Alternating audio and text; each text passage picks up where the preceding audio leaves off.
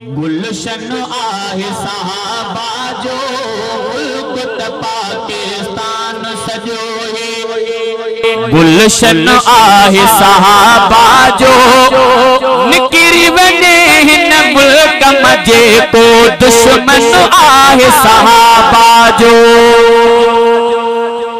सहाबा जो गुलाम जो आवाज ना आयो बाबा से बुलंद सा मुल्क पाकिस्तान सजो है। गुलशन आहे सहाबा जो मुल्क पाकिस्तान सजो है।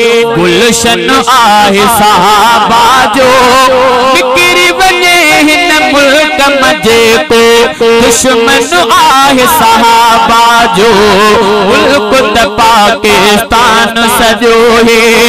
ओ अज़मत जिन जी खुदा कई दिन ते तोहमत जो भी लगाए थो लगदस पान के पहजी थुक जो सजदे थुक उछलाए थो। अज़मत जिन जी खुदा कई दिन ते तोहमत जो भी लगाए थो लगदस पान के पहजी थुक जो सजदे थुक उछलाए थो। सिज खावत किरदार तसाए रोशन आहे सहाबा जो। सिज खावत किरदार तसाए रोशन आहे सहाबा जो। निकिरी वने हिन मुल्क मजे को दुश्मन आहे सहाबा जो मुल्क पाकिस्तान सजो है। बदर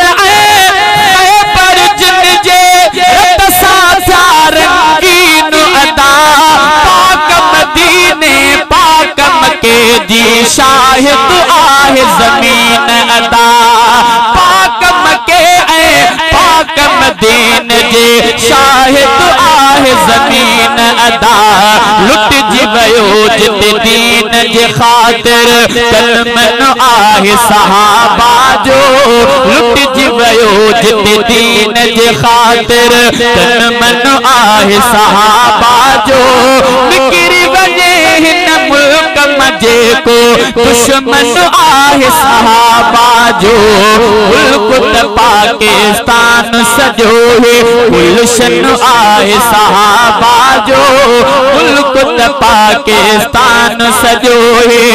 ओ कलमे तैयबा जो वर्जे को उम्मत ले आछाव छपर सो की हिन जे छाव में वे जह जे सीने में अकुफर छोकी हिन जे छाव में वे जह जे सीने में अकुफर छोत अदा इस्लाम जीवन जो।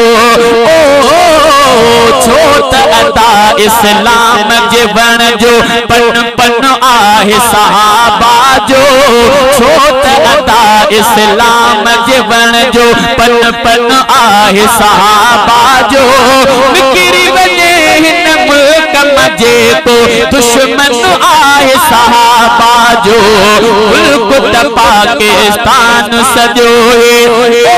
भी सहाबा जई वसीले रब खां जन्नत आहे घुरी जन्नत में पहुंचण ले हसने अग में शहादत आहे घुरी। भी सहाबा जई वसीले रब खां जन्नत आहे घुरे जन्नत में पहुंचण ले हसने अग में शहादत आहे घुरे। छो त बिरोए सिर गोरण जो ही फन आहे सहाबा जो। छो त बिरोए सिर गोरण जो ही फन आहे सहाबा जो।